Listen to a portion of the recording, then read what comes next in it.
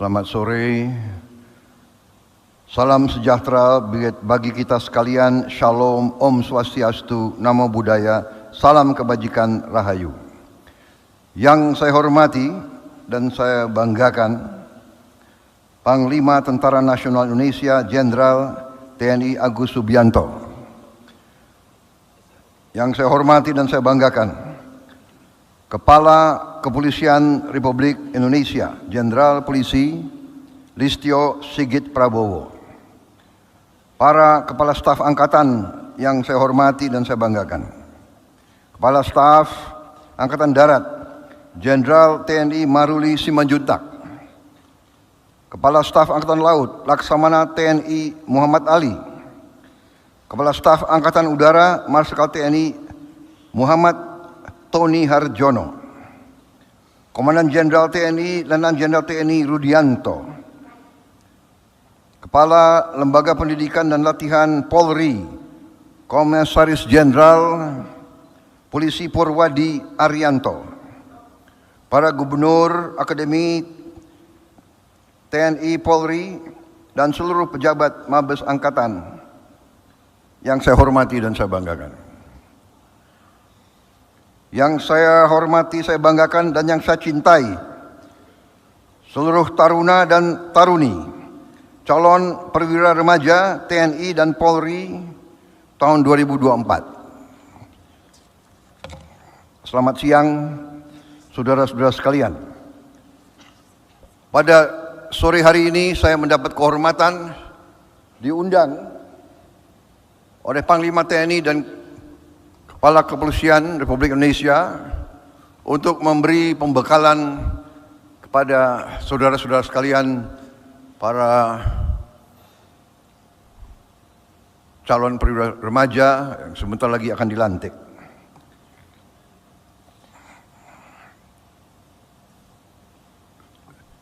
Saya kira ini kesempatan yang baik untuk saya memberi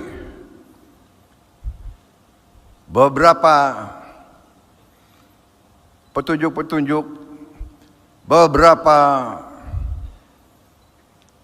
catatan-catatan bagi saudara-saudara sekalian yang akan menempuh suatu panggilan profesi, panggilan pengabdian yang mulia, yang terhormat bagi sebuah bangsa. Tetapi dari awal saya harus ingatkan bahwa profesi yang saudara pilih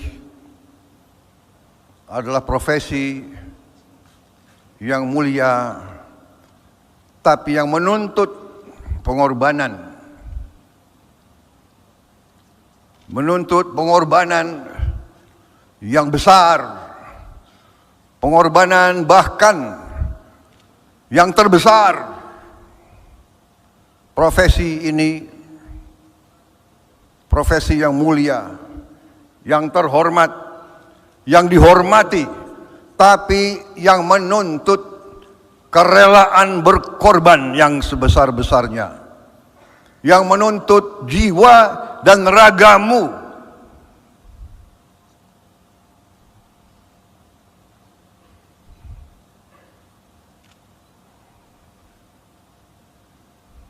Saudara-saudara sekalian, mungkin lebih pantas kalau saya panggil Anda anak-anakku, mungkin juga cucu-cucuku mungkin.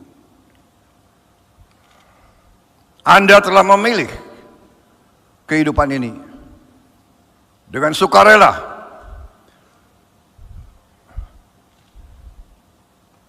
Anda telah digembleng, menempuh pendidikan yang cukup padat, lama. Tapi kalau saya ingat waktu saya seusiamu,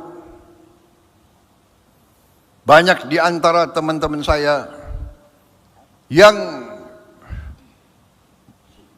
mungkin kurang memahami apa itu arti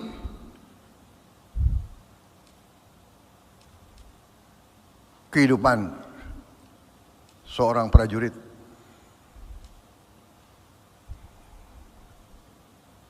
Seorang bayangkari negara. Di sini karena saya ketemu dan saya berhadapan dengan prajurit TNI dan prajurit kepolisian.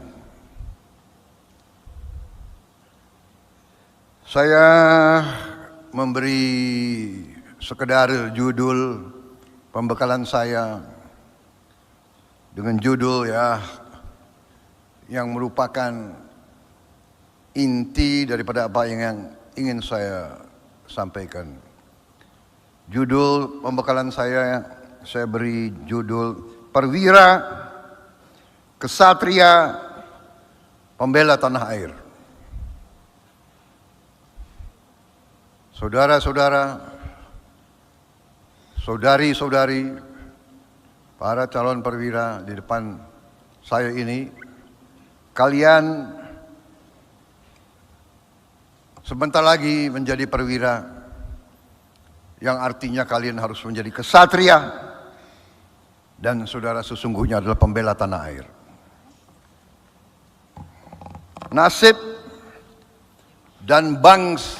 Nasib bangsa dan rakyatmu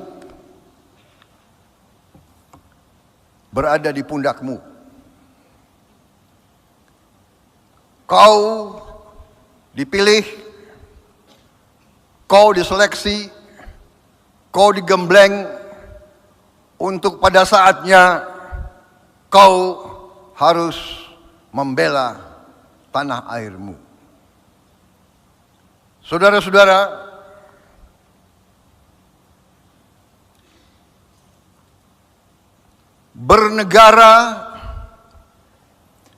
bernegara itu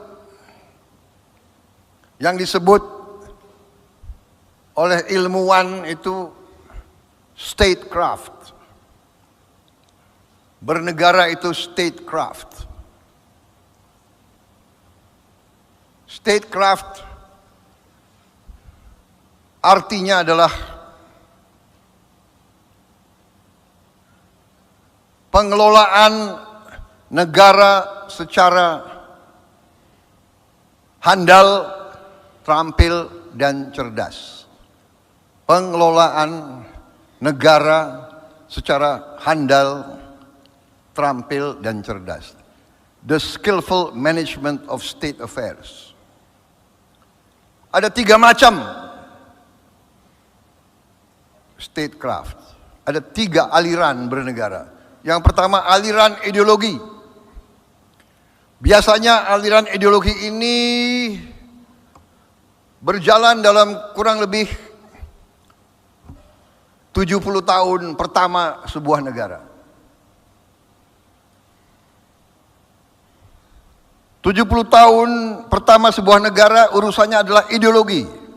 Apakah kita demokrasi, atau kita otokrasi, atau kita diktator, atau kita oligarki. Pendiri-pendiri bangsa kita memilih bangsa Indonesia sebagai demokrasi, kerakyatan, kedaulatan rakyat. Ada negara yang berdasarkan faham ideologi ekonomi, kapitalisme atau sosialisme, kapitalisme atau komunisme. Ada negara yang berdasarkan rasialisme atau liberalisme. Kita pernah mengalami dijajah. Waktu kita dijajah, negara itu adalah negara imperialis berdasarkan rasialisme. Di atas kulit putih, di tengah-tengah bangsa asing Asia Timur yang disebut Fremde Oosterlingen.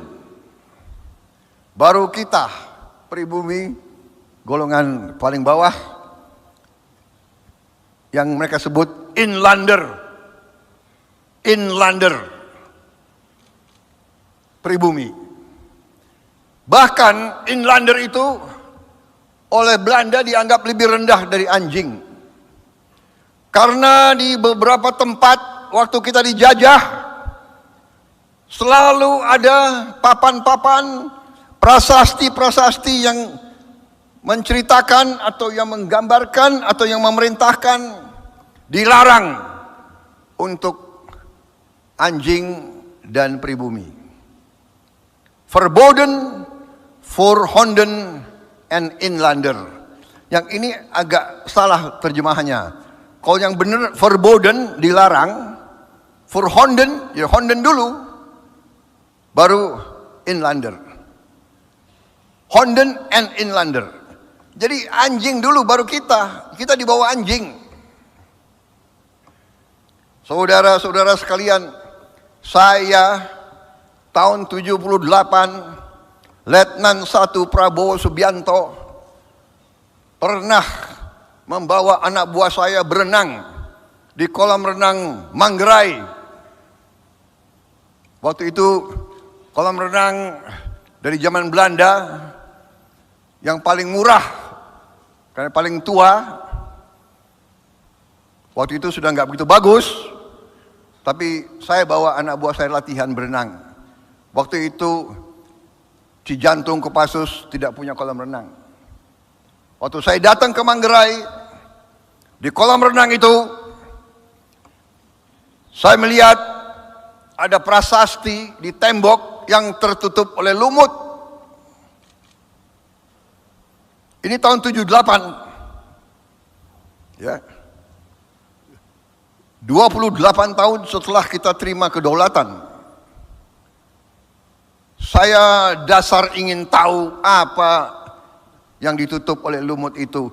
Saya bersihkan itu lumut dan saya ketemu tulisan Verboden for honden and inlander. Bayangkan tahun 78. Karena saya marah dan dongkol, saya suruh bongkar itu. Saya sadar sekarang saya salah. Harusnya jangan dibongkar, jangan dibuang, harus disimpan sebagai bukti untuk kalian semua. Kita bangsa Indonesia pernah dinilai lebih rendah dari anjing. Hai anak-anakku,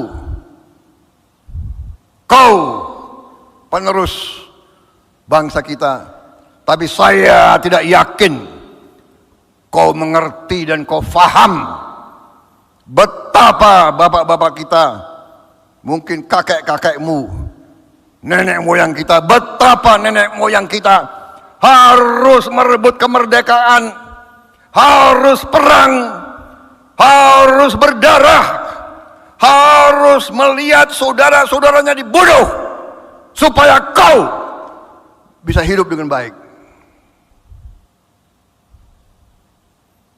Sekarang saya mau kasih lihat klip, sebuah klip dari sebuah film yang dibuat oleh Belanda, bukan kita yang buat. Berdasarkan surat-surat, berdasarkan buku-buku yang ditulis oleh prajurit-prajurit Belanda tentang apa yang mereka lakukan di Indonesia pada saat perang kemerdekaan 45 sampai 50. Namanya The East, bahasa Belanda The Oosten. Ini saya sarankan, Danjen Akademi TNI, saya sarankan gubernur-gubernur, film ini wajib ditonton dari awal sampai selesai oleh semua taruna. Saya sarankan kalau belum diputar di semua sesko, diputar di semua sesko, di semua suslapa. Saran saya di SMA TN harus diputar. Saya ambil video klip sepotong-sepotong, bisa diputar.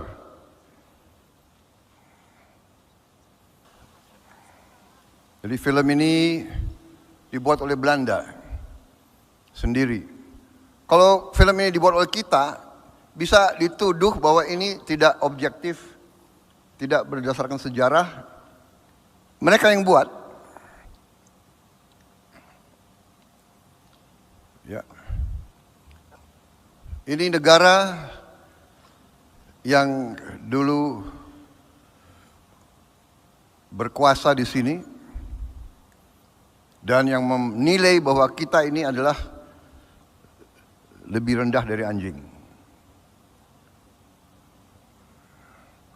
Kita ini bisa duduk di ruangan yang baik ini, kau akan dilantik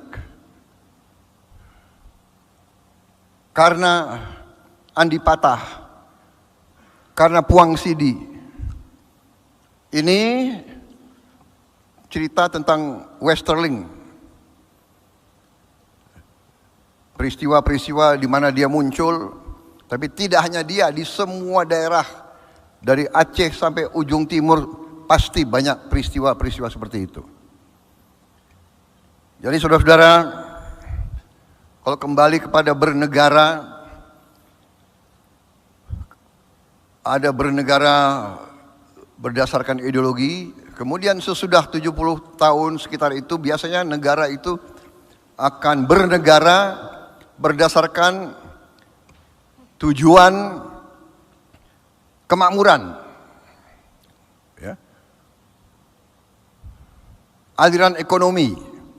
Negara bertujuan meraih kesejahteraan dan kemakmuran. Kalau yang 70 tahun pertama biasanya yang mimpin adalah para pejuang kemerdekaan dan para prajurit. Sesudah itu, begitu kita beralih kepada aliran ekonomi, yang mimpin biasanya para pengusaha dan para ekonom, ahli ekonomi. Tapi ada aliran ketiga bernegara, dan ini kadang-kadang kita lupa. Elit bangsa Indonesia lupa. Yang ketiga ini adalah aliran realisme. Di Indonesia selama ini yang selalu diajarkan adalah aliran ideologi dan ekonomi. Lupa. Saya sendiri baru ngah bahwa bernegara itu ada aliran realisme. Kenyataan. Kalau negara bertujuan, kalau negara berdasarkan realisme, negara itu tujuannya harus survival. Survival suatu bangsa. Karena pasti ada konflik. Politik, ekonomi, konflik pertahanan dan sebagainya. Dan ini hari-hari ini kita lihat dengan mata kita tiap hari.